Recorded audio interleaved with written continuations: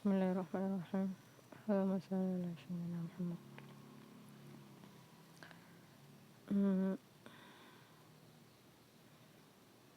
Kemarin sih kayaknya baca ini ya, banyak berita tentang pembantaian bom di Libanon. Terus sepertinya meskipun Gaza memang lebih kecil ya, sama-sama daerah yang kecil dan sama-sama dijatuhkan bom yang sangat besar. Bom yang sumber dananya itu dari hampir seluruh manusia karena US dollar. Menyedihkanlah manusia ini.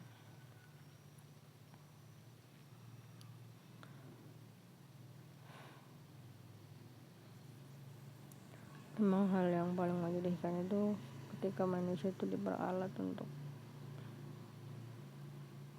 menciptakan profit hanya untuk membantai manusia lainnya. Ketika masyarakat seluruh manusia nggak mampu menghentikan segolongan manusia yang memanfaatkan mereka untuk melakukan penyiksaan ke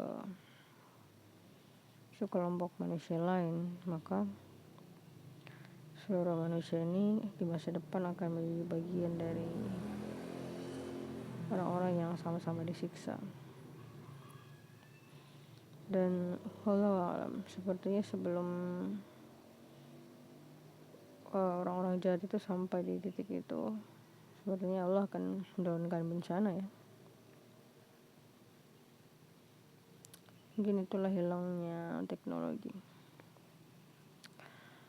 Saya juga dengar ini satu berita tentang AI, bahaya AI. Bisa jadi AI juga mempercepat bencana itu datang.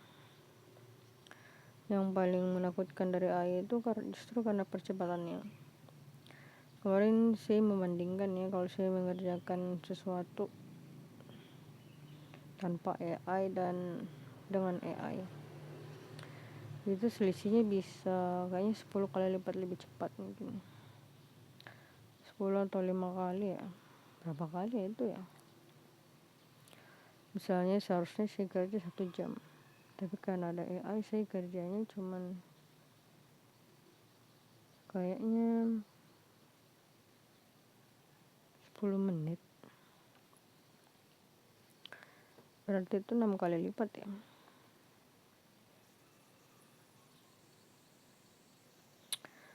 Jadi waktu itu berjalan jadi 6 kali lipat lebih cepat gitu. Kalau waktu ini berjalan 6 kali lipat lebih cepat, maka pergerakan menuju akhir itu menjadi lebih cepat gitu. Karena ending yang mereka harapkan adalah menguasai seluruh manusia secara total, alias total control, di mana mereka mampu melakukan apapun ke seluruh manusia seperti di Gaza saat ini.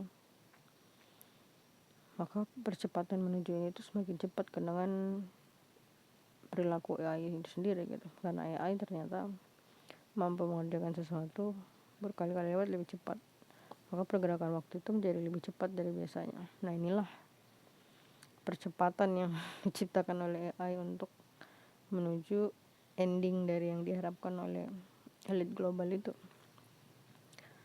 Ya Zionis lah, Zionis pasti Zionis juga itu. Zionis laknatullah. Tapi ya, yang paling lucu itu meskipun mereka secara skenario mampu menciptakan itu, tapi sebanyak apapun AI yang mereka punya, sebanyak apapun skenario yang mereka punya, AI itu gak pernah bisa menciptakan darah. Bahkan AI terpintar pun tak bisa menciptakan darah manusia kan. Jadi apa yang mereka rencanakan gak akan pernah luput dari apa yang telah Allah rencanakan. Makanya bencana untuk seluruh manusia itu peringatan sebenarnya. Toh kita sendiri yang membiarkan orang-orang biadab ini bertahan gitu.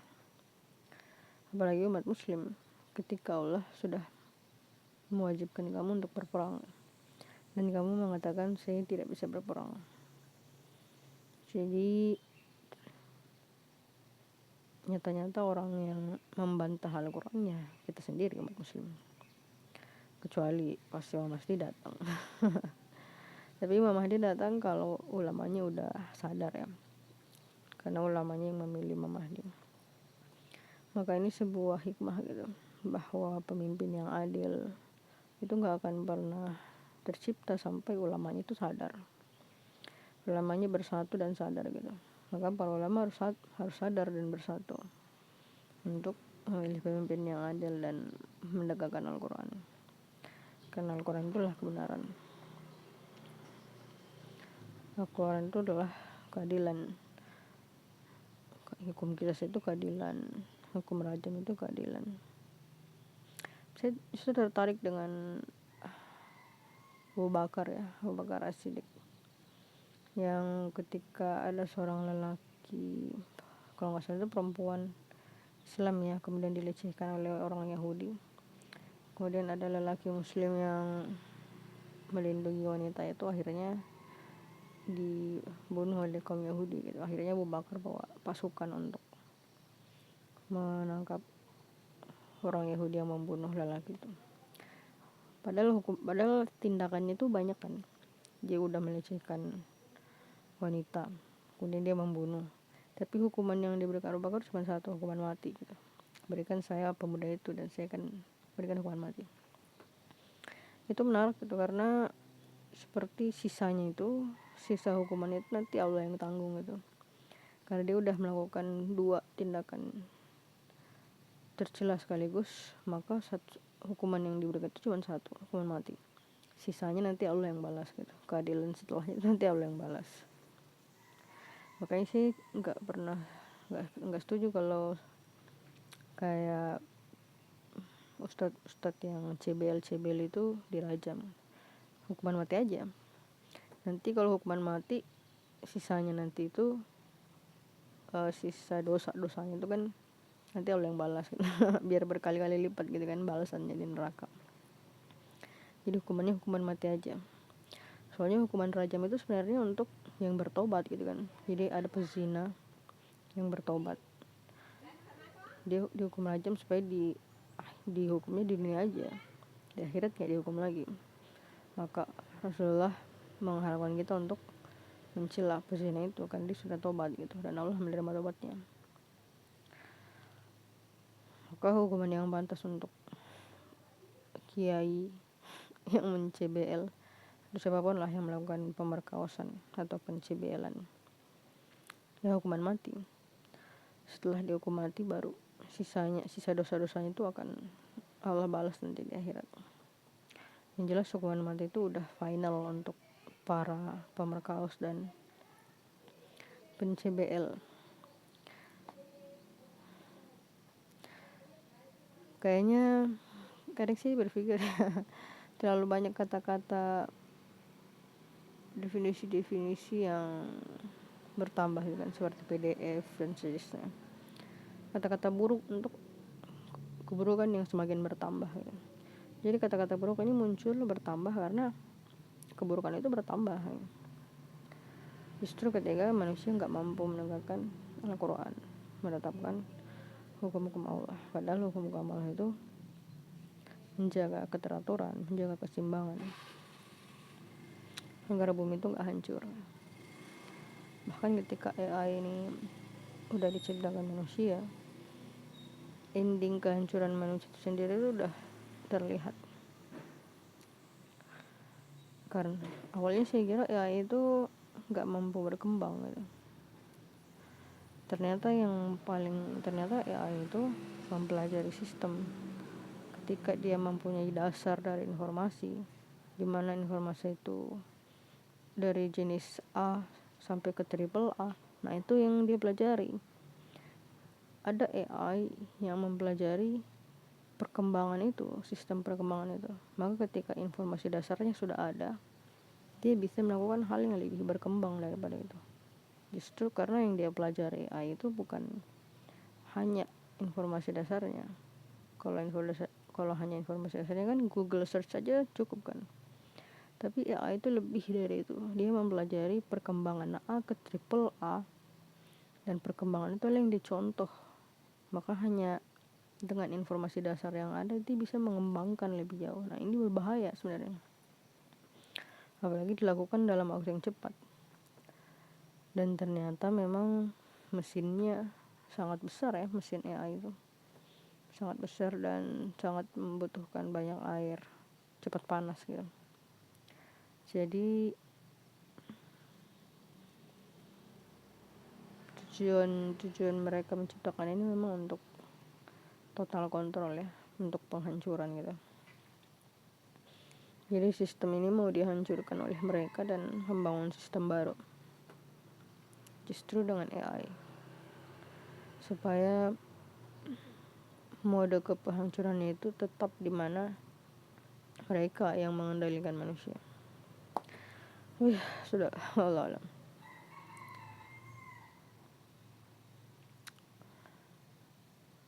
Maka benarlah ketika Allah menyuruh umat muslim untuk memerangi orang-orang zalim.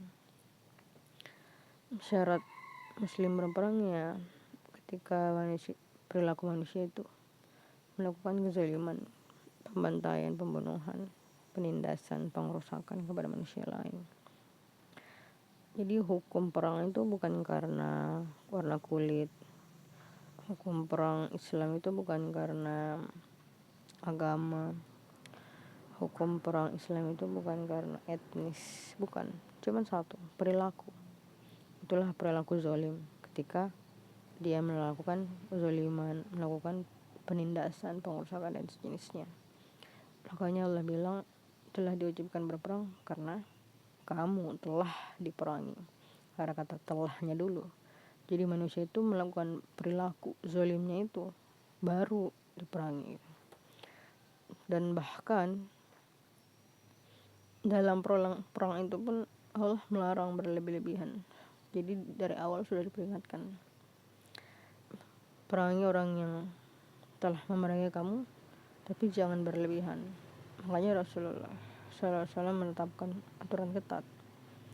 Jangan mengganggu wanita, jangan mengganggu anak-anak, apalagi mengambil harta penduduk kota gitu, dilarang bahkan.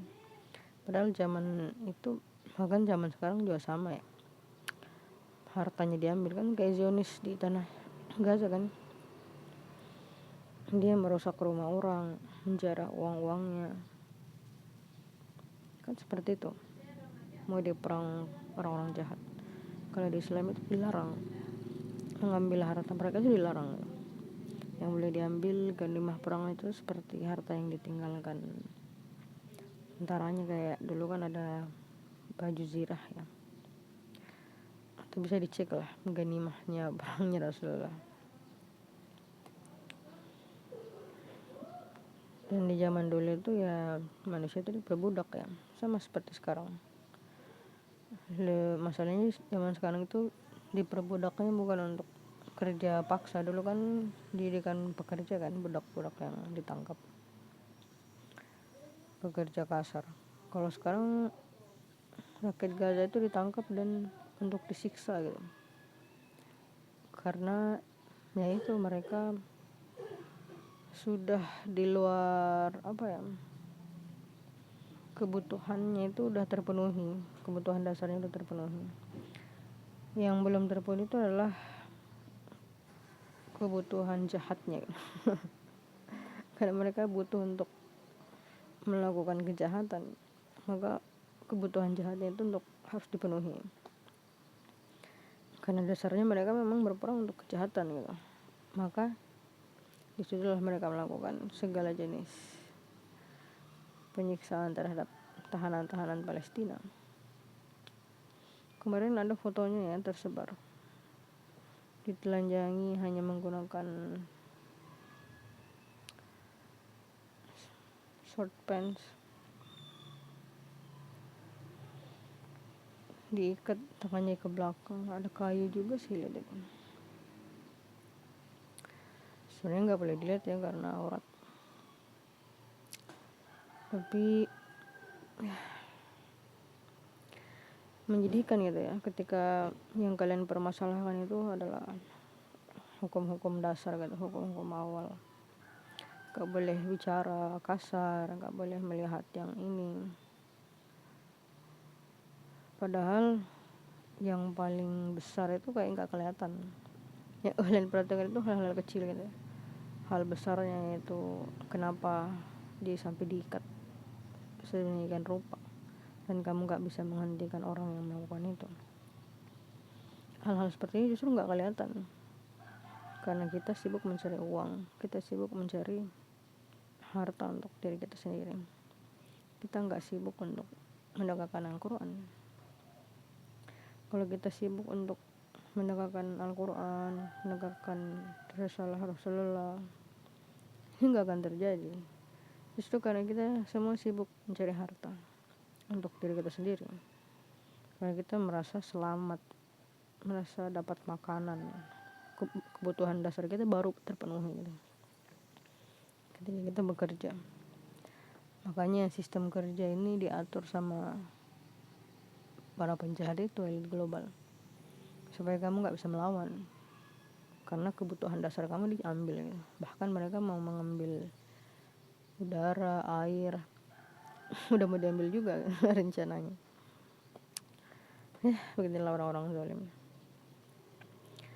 Mereka merasa gak puas menyiksa manusia. Maka ketika seluruh manusia, apalagi umat muslim, tidak mau sadar ya, akan Allah turunkan bencana. Mungkin ada orang yang sadar sebelum bencana itu datang, dan mereka lah orang-orang yang bersatu dan berkumpul di tanah Syam untuk memerdekakan Gaza.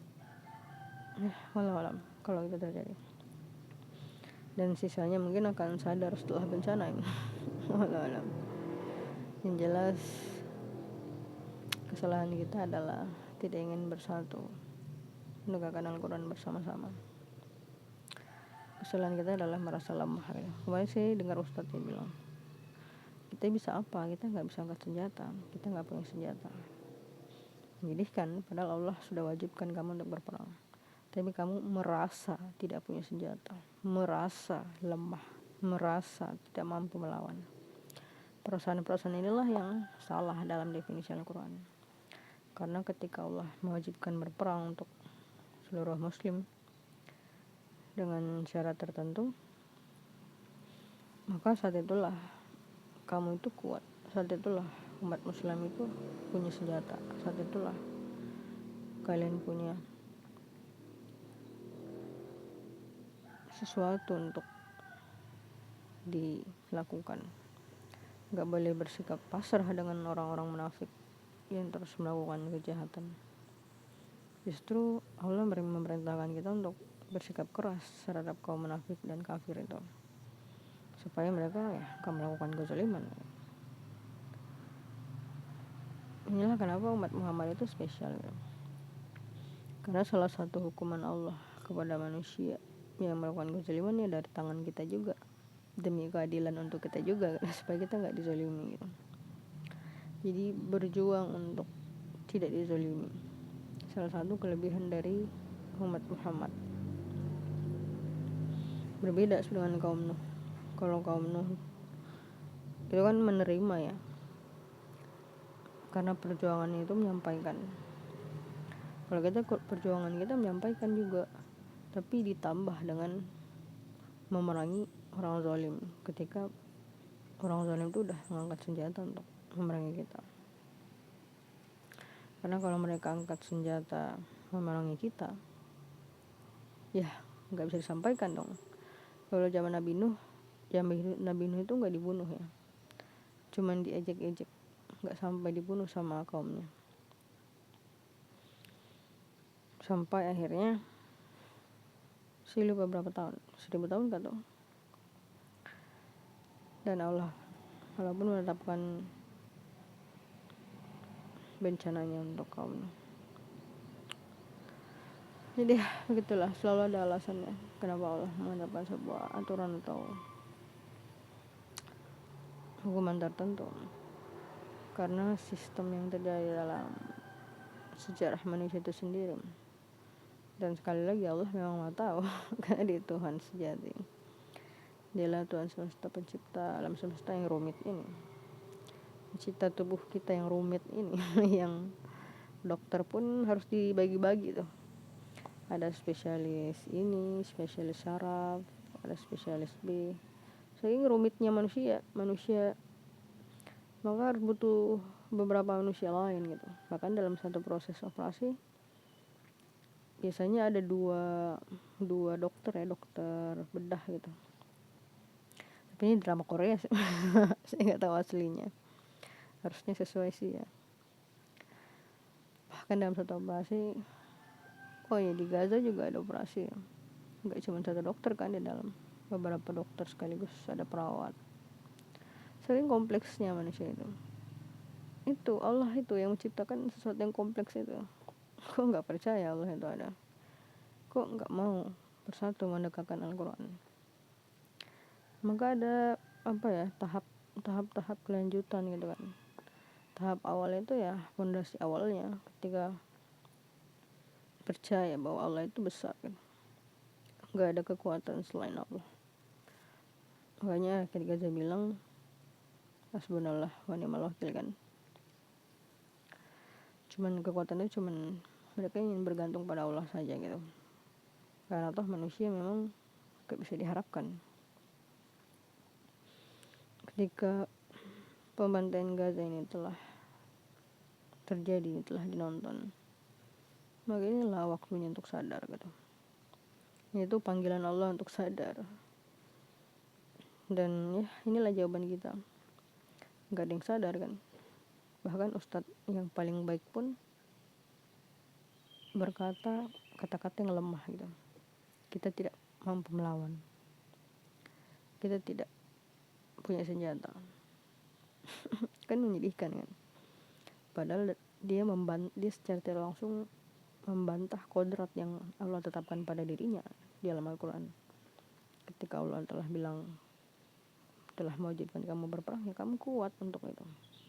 Tapi kamu menjawab, kamu gak mampu berperang, kamu gak punya senjata. Berarti pikiranmu itu telah didominasi oleh doktrin kafir, doktrin orang kafir itu, yang sengaja ditanamkan ke umat muslim untuk percaya bahwa kamu gak bisa apa-apa. Justru kamu percaya doktrin mereka, bukan doktrin Allah yang kamu percaya. Harusnya kamu lebih percaya doktrin Allah dalam Al-Quran daripada doktrin orang kafir itu. Karena doktrin orang kafir itu membuat kamu lemah gitu. Ketika kamu percaya kamu gak bisa apa-apa, disitulah kamu gak percaya doktrin Allah. Kamu lebih percaya doktrin kafir itu daripada doktrin Allah. Karena Allah sudah mengajarkan bahwa kamu itu kuat, kamu itu mampu. Allah gak akan merubah suatu kaum sebelum kaum itu merubahnya. Ini wujud kekuatan gitu. Kekuatan penyatuan suatu kaum demi perubahan kaum itu sendiri. Allah ingin kamu kuat, tapi kamu melemahkan diri kamu sendiri, lebih percaya omongan orang kafir itu, supaya kamu lemah dan gak mau melawan gitu, selamanya tertindas. Bodoh. Kebodohan terbesar manusia memang gak percaya Al-Quran. Dan kebodohan terbesar umat muslim ya tidak menegakkan Al-Quran. Karena wujud dari kepercayaan itu ada pendegakan gitu. Dan inilah kegagalan kita.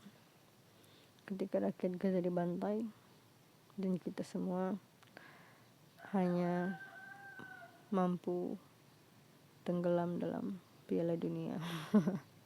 Saya pun masih nonton sebenarnya.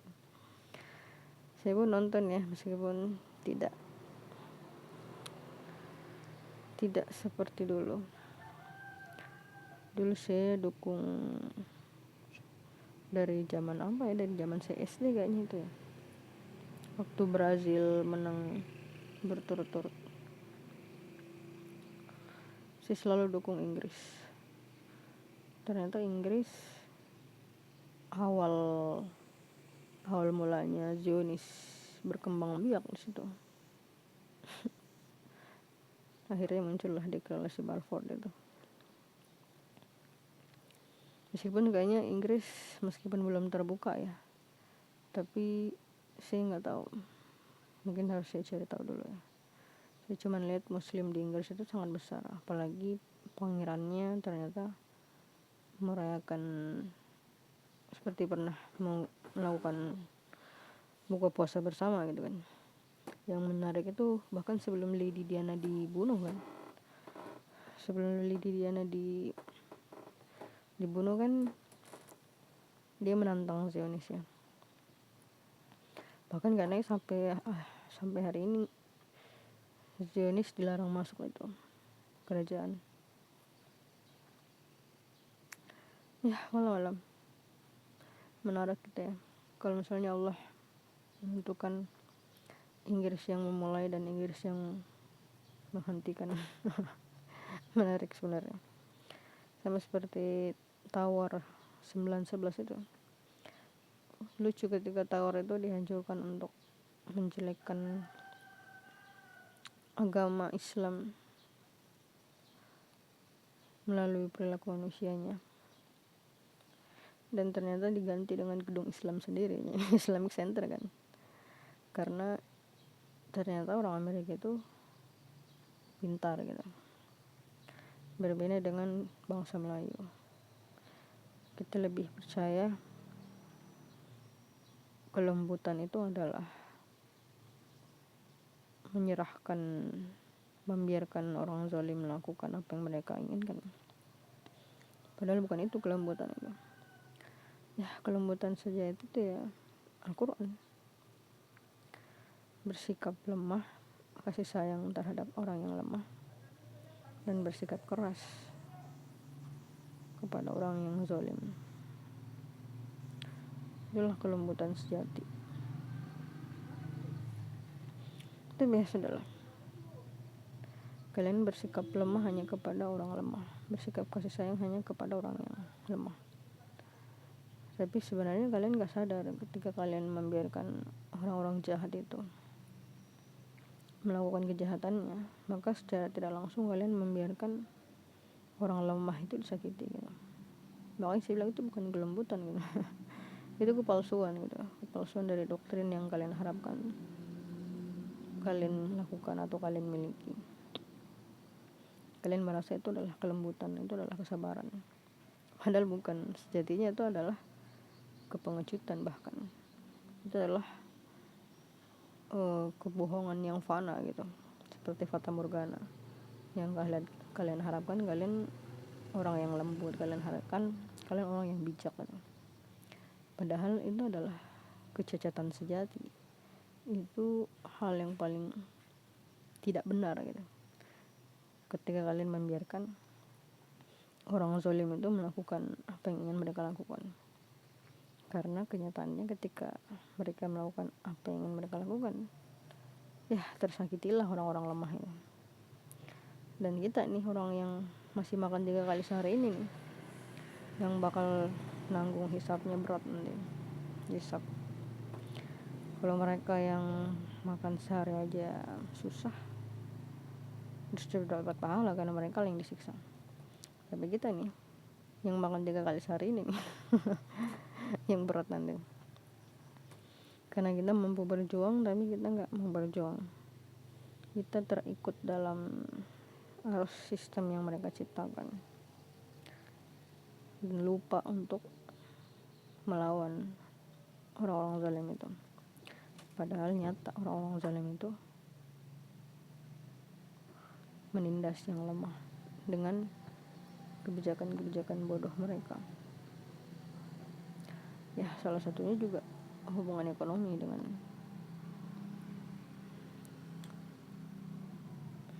Zionis Amerika dan elit PRC yang bahkan merusak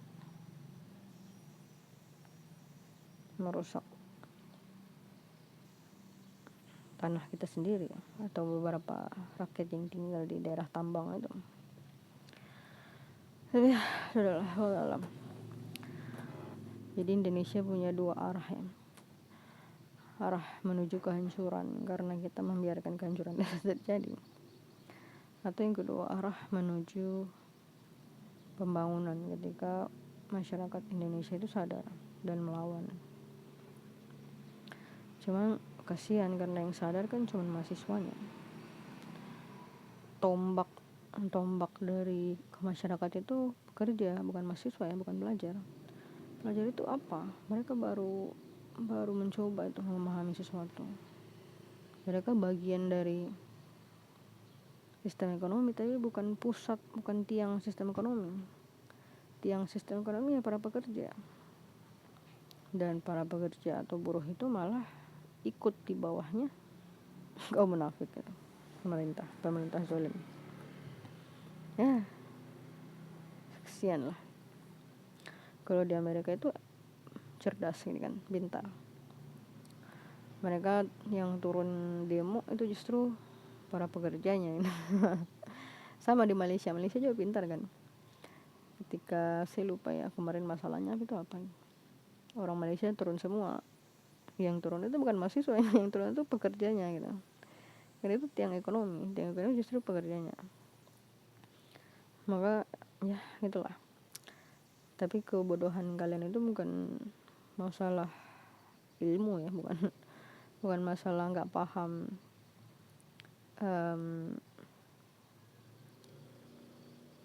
sistem kuadrat, bukan masalah nggak paham trigonometri, bukan. Justru kebodohan kalian karena tidak mau melawan orang-orang zalim itu. Ya, walau